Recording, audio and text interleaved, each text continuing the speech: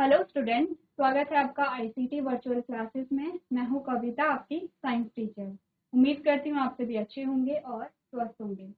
तो क्लास आज हम यहाँ पे कंटिन्यू करेंगे chapter number 1, that is nutrition in plants. यहाँ पे हम पढ़ रहे थे पादपों में पोषण किस प्रकार से होता है। तो आइए स्टार्ट करते हैं।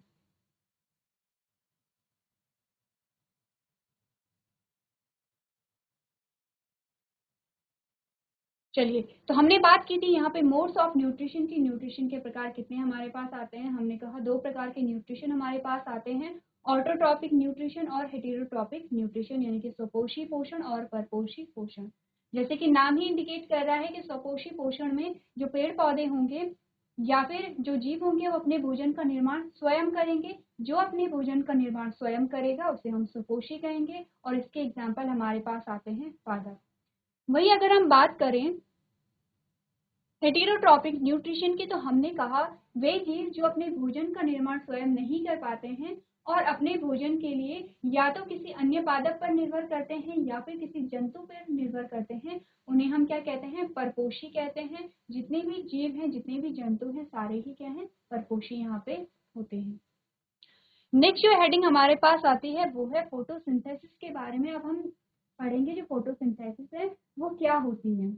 हमने कहा फोटोसिंथेसिस वो प्रक्रिया है जिसके द्वारा जो पेड़ पौधे हैं वो अपने भोजन का निर्माण करते हैं। तो यानी कि हमने कहा कि भोजन के निर्माण की विधि को हम फोटोसिंथेसिस कहते हैं। लेकिन फोटोसिंथेसिस आप कब ये नाम यूज करेंगे, जब आप प्लांट्स के बारे में पढ़ रहे होंगे, पादपों के बारे में पढ़ रहे होंगे। जैसे कि हम अपने भोजन का निर्माण करते हैं तो हम ये नहीं कहेंगे कि हम फोटोसिंथेसिस कर रहे हैं। फोटोसिंथेसिस का मतलब क्या होता है, देखिए अगर आप नाम को देखेंगे, प्रकाश संश्लेषण। प्रकाश संश्लेषण का अर्थ क्या होता है, यानी कि प्रकाश की उपस्थिति में जिस चीज का निर्माण हो रहा है उसे हम कहेंगे प्रकाश संश्लेषण, फोटोसिंथेसिस। यानी कि प्रकाश की उपस्थिति में जिस भोजन का निर्माण हो रहा है वही प्रक्रिया क्या कहलाएगी, फोटोसिंथेसिस कहलाएगी, प्रकाश संश्लेषण कहलाएगा। अब हमने कहा फोटोसिंथेसिस अगर हो रही है तो इसके लिए चार चीजों की आवश्यकता है। कौन कौन सी होती है, हमने कहा सूर्य का प्रकाश हो गया है, सेकेंड हमने कहा क्लोरोफिल हो गया है, थर्ड हमने कहा कार्बन डाइऑक्साइड हो गया है, फोर्थ हमने कहा पानी हो गया है। तो चार चीजों की आवश्यकता होती है फोटोसिंथेसिस के लिए। चारों चीजों में सबसे पहले हमने बात किसकी की है, हमने सूर्य के प्रकाश की है। यानी कि पौधों में जब भी भोजन का निर्माण हो रहा है तो वहां पे प्रकाश की उपस्थिति अनिवार्य है, ये बात हम जानते हैं। इसीलिए इस प्रोसेस को हम क्या कह रहे हैं, प्रकाश संश्लेषण कह रहे हैं। यानी कि जिस चीज का, जिस भोजन का संश्लेषण या जिस भोजन का निर्माण प्रकाश की उपस्थिति में हो रहा है उसे हम कहेंगे प्रकाश संश्लेषण या फिर फोटोसिंथेसिस। अब आप जान चुके हैं कि क्यों हम जब अपने भोजन का निर्माण कर रहे होंगे, भोजन का निर्माण से अर्थ है कि हम अपने भोजन को पकाते हैं, हम अपने भोजन का निर्माण नहीं करते हैं। तो जब हम अपने भोजन को पकाएंगे तो हम वहां पे सूर्य के प्रकाश को इस्तेमाल नहीं करते हैं। इसीलिए जब भी प्रकाश संश्लेषण की बात होगी तो हम यहाँ पे पादपों के बारे में बात करेंगे। अब हमने कहा चार चीजों की आवश्यकता होती है पौधे को प्रकाश संश्लेषण की क्रिया के लिए। तो ये जो चीजें हैं कहाँ कहाँ से प्राप्त हो रही हैं, अगर हम इन तीनों की बात करें, सूर्य का प्रकाश हो गया है, यहाँ पे जल हो गया है और कार्बन डाइऑक्साइड हो गया, तीनों चीजें कहाँ से प्राप्त हो रही हैं, जो हमारा इन्वायरमेंट है, हमारा वातावरण है, वहां से प्राप्त हो रहा है। अगर हम बात करें क्लोरोफिल की, तो क्लोरोफिल कहाँ प्रेजेंट होता है, क्लोरोफिल होगा जो प्लांट है, पौधा है, उसमें ऑलरेडी प्रेजेंट होता है। तो ये तो हमने जाना कि प्रकाश संश्लेषण क्या होता है, प्रकाश संश्लेषण में किन किन चीजों की आवश्यकता होती है। अब हम जानते हैं कि प्रकाश संश्लेषण किस क्षेत्र में होता है, किस स्थान पर होता है। नेक्स्ट जो हेडिंग हमारे पास आती है वो है साइट ऑफ फोटोसिंथेसिस, यानी फोटोसिंथेसिस की जो प्रक्रिया है वो कहाँ होती है। तो हमने कहा फोटोसिंथेसिस की प्रक्रिया वहां पे होगी जहां पे क्लोरोफिल उपस्थित होगा। क्लोरोफिल की उपस्थिति का पता हम कैसे लगाते हैं, हमने कहा क्लोरोफिल एक वर्णक है, एक पिगमेंट है। यानी कि जो पौधे का जो भी पार्ट हरे रंग का होता है इसका मतलब वहां पे क्लोरोफिल उपस्थित है, क्योंकि जो पौधे में हरे रंग का जो कारण होता है वो क्लोरोफिल ही होता है। तो इस प्रकार से हमने देखा कि पौधे का कौन सा भाग यहाँ पे हरे कलर का होगा। तो यदि आप किसी प्लांट को देखते हैं तो आपने क्या देखा कि जो पेड़ पौधे होते हैं उनकी जो पत्तियां होती हैं वो हरे रंग की होती हैं। किसी किसी पौधे में क्या होता है, उनके जो तने होते हैं वो कोमल होते हैं, इसका मतलब कि कोमल होते हैं प्लस उनका जो कलर होता है वो हरे रंग का होता है। तो हरे रंग की उपस्थिति का मतलब है कि वहां पे क्लोरोफिल प्रेजेंट है, हरे फ्लावर वहां पे प्रेजेंट है। तो जहाँ पे क्लोरोफिल प्रेजेंट होगा वहां पे फोटोसिंथेसिस की प्रक्रिया पाई जाएगी। तो हमें क्या पता चला, हमें पता चला कि पौधे की पत्तियों और तनों में फोटोसिंथेसिस की प्रक्रिया हो सकती है। लेकिन अगर हम बात करें पेड़ों की, तो हमने पेड़ों में क्या देखा, हमने कहा जो पेड़ होते हैं उनके जो तने होते हैं वो कोमल नहीं होते हैं, कठोर होते हैं, सख्त होते हैं, और उनका जो कलर होता है वो ब्राउनिश कलर होता है। इसका मतलब वहां पे क्लोरोफिल नहीं होगा और वहां पे क्लोरोफिल की प्रक्रिया नहीं पाई जा रही होगी। तो हम कह सकते हैं, अगर मुख्य स्रोत के बारे में हम कहें कि जो मुख्य स्थान है फोटोसिंथेसिस का वो कहाँ पे है, तो हमने कहा वो जो स्थान है वो पत्तियों में है। मुख्यतः जो फोटोसिंथेसिस की प्रक्रिया होगी वो पत्तियों में पाई जाती है, क्योंकि आपने देखा होगा कि हर एक जो प्लांट होता है उसकी जो पत्तियां होती हैं वो हरे रंग की होती ही हैं। अगर तने की बात करें तो किसी पौधे का जो तना होता है वो हरे रंग का हो सकता है यदि वो कोमल है। हो सकता है कि वो हरे रंग का ना हो क्योंकि वो अब कठोर हो चुका है और वहां पे जो उसकी बार्क है वो भी वहां पे आ जाती है। तो हमने क्या जाना, हमने जाना फोटोसिंथेसिस मेनली होता है पत्तियों में, और इसीलिए हम पत्तियों को क्या कहते हैं, फूड फैक्ट्री के नाम से जानते हैं। हमने कहा फूड फैक्ट्री के नाम से जाना जाता है पत्तियों को, या फिर खाद्य फैक्ट्री, क्योंकि पत्तियों में ही भोजन का निर्माण होगा। जैसे हमारे घरों में, हमारे घर में किचन में भोजन का निर्माण होता है, वैसे ही जो पादप होंगे, जो प्लांट होंगे, उनकी पत्तियों में भोजन का निर्माण होगा। अब हमने कहा कि जो पेड़ पौधे हैं और जो जंतु हैं किस प्रकार से भिन्न होते हैं, तो यहाँ पे मेनली क्लोरोफिल का नाम आता है। अगर फोटोसिंथेसिस की प्रक्रिया पाई जा रही है तो फोटोसिंथेसिस की प्रक्रिया में 4 चीजें मुख्य होती हैं। जो 3 चीजें होती है हमने कहा वो वातावरण से प्राप्त हो रही हैं, और जो क्लोरोफिल है, क्लोरोफिल प्लांट में उपस्थित होता है। इसीलिए कहा जाता है कि जो पेड़ पौधे हैं वो अपना भोजन क्यों खुद बना पा रहे हैं, क्योंकि उनमें क्लोरोफिल है। हमने कहा एक बारी के लिए हम कह सकते हैं कि हमने सूर्य के प्रकाश को एब्जॉर्ब कर लिया है, हमने पानी को कंज्यूम किया, कार्बन डाइऑक्साइड को भी हमने कंज्यूम किया, लेकिन फिर भी हम अपने भोजन का निर्माण स्वयं क्यों नहीं कर पा रहे हैं, क्योंकि वहां पे क्लोरोफिल नहीं है। आगे जाके आप देखेंगे अगर क्लोरोफिल नहीं है तो जो यहाँ पे सूर्य का प्रकाश है उसे हम अवशोषित नहीं कर पाते हैं, क्योंकि क्लोरोफिल का कार्य ही है यहाँ पे जो सूर्य का प्रकाश है उसे एब्जॉर्ब करना। इस प्रकार से क्या होता है, यहाँ पे फोटोसिंथेसिस की प्रक्रिया होती है। तो अभी तक हमने जाना कि फोटोसिंथेसिस क्या होता है, फोटोसिंथेसिस का जो स्थान है, जो साइट है वो कहाँ होती है। मेन जो फोटोसिंथेसिस का स्थान है वो पत्तियां होती हैं, और पत्तियों को हम क्या कहते हैं, खाद्य फैक्ट्री या फूड फैक्ट्री के नाम से जानते हैं। अब हम देखते हैं कि अगर पत्ती में भोजन का निर्माण हो रहा है, और एक और चीज हमने कही है, हमने कहा है जो क्लोरोफिल है, क्लोरोफिल का मुख्य कार्य क्या होता है, सूर्य के प्रकाश को अवशोषित करना। देखिए क्या आता है, सूर्य के प्रकाश का अवशोषण इंपॉर्टेंट है। तो सूर्य के प्रकाश का अवशोषण कौन करेगा, यहाँ पे क्लोरोफिल के द्वारा होगा सूर्य के प्रकाश का अवशोषण। तो इस प्रकार से हम देख लेते हैं जो पत्ती की संरचना है वो किस प्रकार से होती है।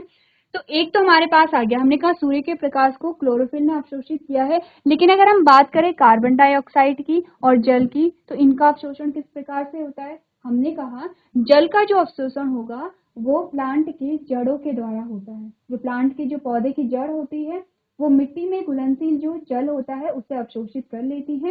इस प्रकार से जल का भी अवशोषण यहाँ पे हो गया है।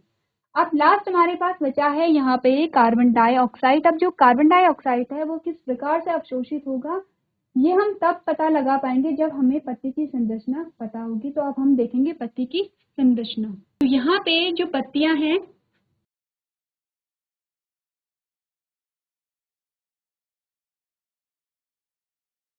यहाँ पे जो प्लांट्स की जड़ें हैं, और यहाँ पे मिट्टी में घुलनशील जल होगा।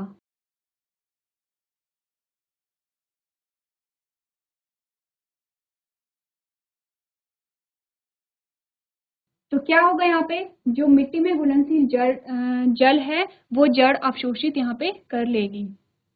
ये हमारे पास आती हैं जड़।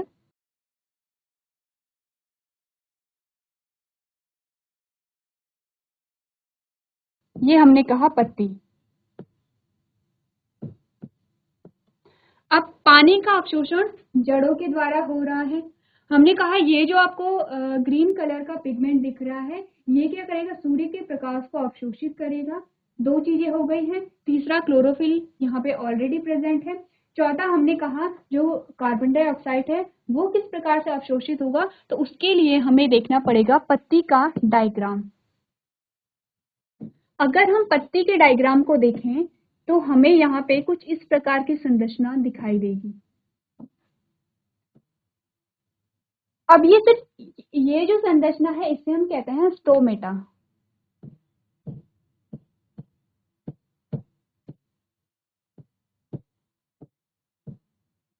ये हमारे पास आ गया स्टोमेटा, जिसे हम क्या कहते हैं, छिद्र भी कहते हैं। तो ये जो स्टोमेटा है ये सिर्फ एक नहीं होगा नंबर में, बहुत सारे छोटे छोटे छोटे स्टोमेटा इस पूरी लीफ में इस प्रकार से बने होते हैं। इस प्रकार से आप देखेंगे पूरी लीफ में इस प्रकार से स्टोमेटा आपको दिखाई देंगे।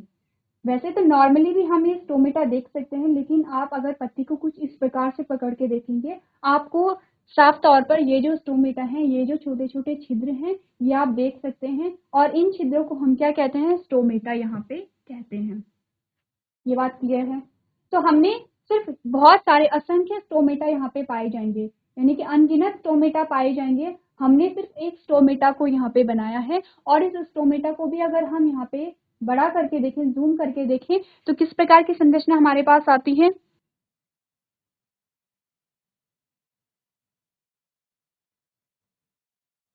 ये हमारे पास स्टोमेटा है इस प्रकार का। ये बात क्लियर है। स्टोमेटा क्या है, जो बीज का जो पोर्शन है ये हमारा स्टोमेटा है। ये जो हमारे पास दो प्रकार की जो सेल आती है इसे हम कहते हैं गार्ड सेल। गार्ड सेल का जो कार्य होता है वो है जो स्टोमेटा है, जो छिद्र है, उसे सुरक्षा प्रदान करना। तो यहाँ पे अगर हम देखें तो ये जो स्टोमेटा है ये है बंद, क्लोज है। अगर हम देखें कि ये खुलेगा तो किस प्रकार से दिखेगा,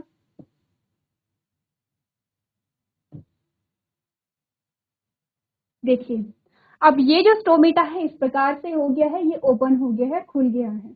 तो इससे क्या होगा, सबसे पहले स्टोमेटा कैसे खुलेगा, जो गार्ड सेल है गार्ड सेल में खिंचाव बनता है। हमने कहा गार्ड सेल इस प्रकार से होती है, बीच में छोटा सा स्टोमेटा हमें दिख रहा है। गार्ड सेल में जब खिंचाव बना तो ये इस प्रकार से हो गया है। तो ये खिंचाव किस प्रकार से बनेगा, जब आप हायर क्लासेस में जाओगे तब आप पूरा पढ़ोगे किस प्रकार से जो स्टोमेटा है वो ओपन हुआ, किस प्रकार से ये क्लोज हुआ। सिंपली हमें अभी तक इस प्रकार का डायग्राम हमें दिखा था, ये है स्टोमेटा हमारे पास। जब गार्ड सेल में खींचा हुआ तो ये इस प्रकार से हो गया है। अब आपने देखा जो एंट्री और एग्जिट है वो ओपन हो गई है यहाँ से, यानी कि ये जो हम बात कर रहे हैं, ये जो हम बात कर रहे हैं, ये जो एरिया है ये वाला एरिया है, और नीचे का जो एरिया है ये वाला एरिया है। यानी कि स्टोमेटा के ऊपर का जो एरिया है वो पत्ती के अंदर का एरिया है, स्टोमेटा के नीचे का जो एरिया है इसके नीचे का ये पत्ती के बाहर का एरिया है। अब क्या होगा, अंदर की चीजें बाहर और बाहर की चीजें अंदर यहाँ पे आ जा सकेंगी। तो यहाँ पे क्या होता है, हमारे एटमॉस्फेयर में यहाँ पे कार्बन डाइऑक्साइड होती है, तो क्या होगा, कार्बन डाई जो ऑक्साइड है वो आराम से अंदर चली जाएगी। तो यहाँ से कार्बन डाइऑक्साइड अंदर चली गई है। अंदर से क्या मतलब है, पत्ती के अंदर।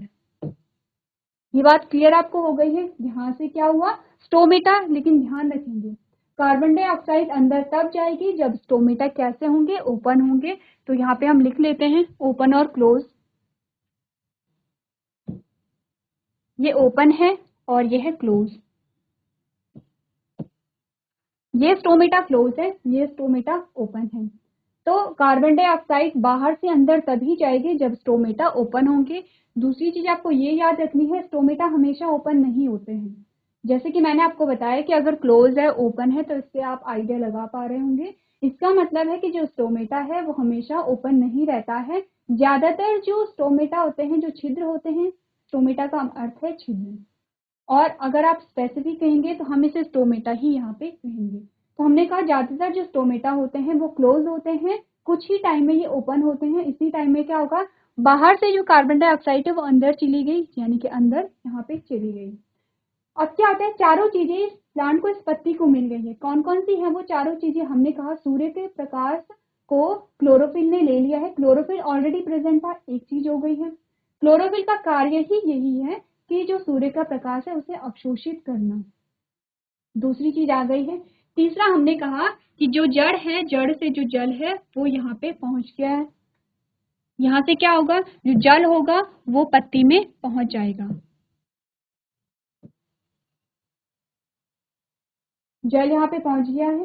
चौथी चीज यहाँ पे ऑलरेडी आ गई है, जो कि है कार्बन डाइऑक्साइड। अब जब चारों चीजें यहाँ पे इकट्ठा हो गई हैं तो यहाँ पे भोजन का निर्माण हो जाएगा। पत्ती में भोजन का निर्माण हो गया है। तो आपने एक और चीज देखी होगी, जब भी फोटोसिंथेसिस की प्रक्रिया होगी तो दो चीजों का यहाँ पे निर्माण होगा। एक होगा ग्लूकोज और दूसरा होगा दूसरा होगा ऑक्सीजन। तो ग्लूकोज क्या है, यहाँ पे ग्लूकोज है यहाँ पे भोजन। जिस भोजन का निर्माण, जिस भोजन के बारे में हम बात कर रहे हैं, उसी भोजन का निर्माण होगा यहाँ पे ग्लूकोज का। और ग्लूकोज के साथ साथ यहाँ पे हुआ, हमने कहा एक तो ग्लूकोज का निर्माण हुआ और एक ऑक्सीजन का निर्माण हुआ। अब यही ऑक्सीजन क्या होगी, इसी स्टोमेटा से यहाँ बाहर आ जाएगी। हमने क्या कहा, जो ऑक्सीजन है वो बाहर आ गई इसी स्टोमेटा से। क्या हुआ, गैसों का आदान प्रदान हो रहा है इसी स्टोमेटा के द्वारा। यहाँ पे पहले क्या थी, कार्बन डाइऑक्साइड की जरूरत थी। कार्बन डाइऑक्साइड अंदर गई। जब कार्बन डाइऑक्साइड अंदर गई, यहाँ पे फोटोसिंथेसिस की प्रक्रिया पूरी हुई। क्या बना, ग्लूकोज बना। और ग्लूकोज ही यहाँ पे क्या है, पौधे का भोजन है। ग्लूकोज के साथ साथ जो ऑक्सीजन है वो बनी, और ऑक्सीजन अब इसी स्टोमेटा से बाहर निकल गई है। तो ये कौन सी ऑक्सीजन है, देखिए जब हम बात करते हैं जीवन की मूलभूत आवश्यकताओं के बारे में, यानी वो कौन सी चीजें हैं जो हमें जीवित रहने के लिए आवश्यक है, हमने 3 चीजों के बारे में बात की है। सबसे पहले बात की है ऑक्सीजन के बारे में, दूसरा जल के बारे में, तीसरा भोजन के बारे में। अब देख लेते हैं, जो सबसे पहले हमारे पास मूलभूत आवश्यकता आती है वो है ऑक्सीजन। और जिस ऑक्सीजन को हम सांस में लेते हैं वो यही ऑक्सीजन है जो अभी बाहर निकल रही है। इसीलिए हम कहते हैं, आपने बार बार देखा भी होगा, जब आपसे कहा जाता है कि पादपों का महत्व बताइए, प्लांट हमारे लिए क्यों इंपॉर्टेंट होते हैं, सबसे पहले हम क्या कहते हैं कि पौधों से हमें ऑक्सीजन प्राप्त होती है और उसी ऑक्सीजन को हम अपनी सांस के द्वारा अंदर लेते हैं। तो ये जो ऑक्सीजन निकल रही है कब निकली, जब फोटोसिंथेसिस की प्रक्रिया हुई, यानी कि जब पौधों ने भोजन का निर्माण किया तब ऑक्सीजन यहाँ पे निकली। दूसरी चीज आती है जल, जो हमारे पास हमारे वातावरण में हमारे पास होता है। तीसरी बात आती है भोजन। तो भोजन के लिए भी हम पादप पर ही निर्भर करते हैं। तो हमने आज क्या सीखा, हमने सीखा कि हमारे जीवन की जो मूलभूत आवश्यकताएं होती हैं टोटल है 3। 3 में से जो 2 मूलभूत आवश्यकताएं हैं ऑक्सीजन और भोजन, उसके लिए हम प्रत्यक्ष रूप से पादपों पर निर्भर करते हैं। तो हम जान सकते हैं कि जो पादप है वो हमारे लिए कितने इंपॉर्टेंट होते हैं और क्यों हमें जो पादपों का संरक्षण करना हमारे लिए बहुत इंपॉर्टेंट है। तो अभी तक आपने क्या जाना, फोटोसिंथेसिस क्या होती है, फोटोसिंथेसिस कहाँ पे होती है। अब फोटोसिंथेसिस हो रही है, हमने कहा तो पत्तियों के क्या क्या कार्य होते हैं। अब आपको ये भी पता चल गया पत्ती के क्या कार्य होते हैं। हमने देखा कि पत्ती में क्या होगा, जो स्टोमेटा होगा वही कार्बन डाइऑक्साइड को अंदर लेके जाएगा, ऑक्सीजन को बाहर लेके जाएगा। पत्ती में ही फोटोसिंथेसिस की प्रक्रिया पूरी होगी, वहीं पे भोजन का निर्माण होता है। अब जो ये भोजन यहाँ पे बना है, किसकी बात कर रहे हैं हम, इस लीफ की बात कर रहे हैं। जो भोजन यहाँ पे बना है, अब इस भोजन का वितरण होगा। तो क्या होता है, भोजन का निर्माण होगा पत्ती में। तो पत्ती से जो भोजन होगा वो सारे ही पार्ट्स में जाएगा, वो तने में भी जाएगा, वो जड़ में भी जाएगा, वो ऊपर शूट में भी जाएगा। अलग अलग पार्ट्स में यहाँ पे क्या होता है, भोजन डिस्ट्रीब्यूट होता है। इसी प्रकार से जब भी आपके पास जो क्वेश्चन आता है फोटोसिंथेसिस से रिलेटेड, आपने इसी प्रकार से बताना है, पत्ती का डायग्राम बनाएंगे। पत्ती में स्टोमेटा किस प्रकार होता है, ओपन स्टोमेटा किस प्रकार का दिखता है, क्लोज जो स्टोमेटा है वो किस प्रकार से दिखता है।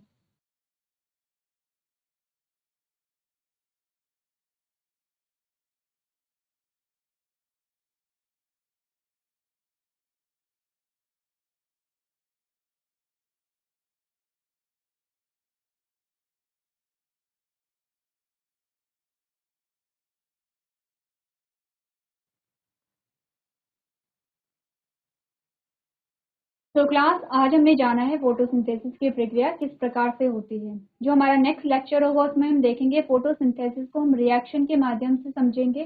साथ ही हम जानेंगे यहाँ पे प्रोडक्ट क्या क्या बने हैं, फोटोसिंथेसिस की जो प्रक्रिया है वो किस प्रकार से यहाँ पे हुई है। तो आज के सेशन में हम इतना ही करेंगे। अभी तक क्लास में बने रहने के लिए आपका धन्यवाद।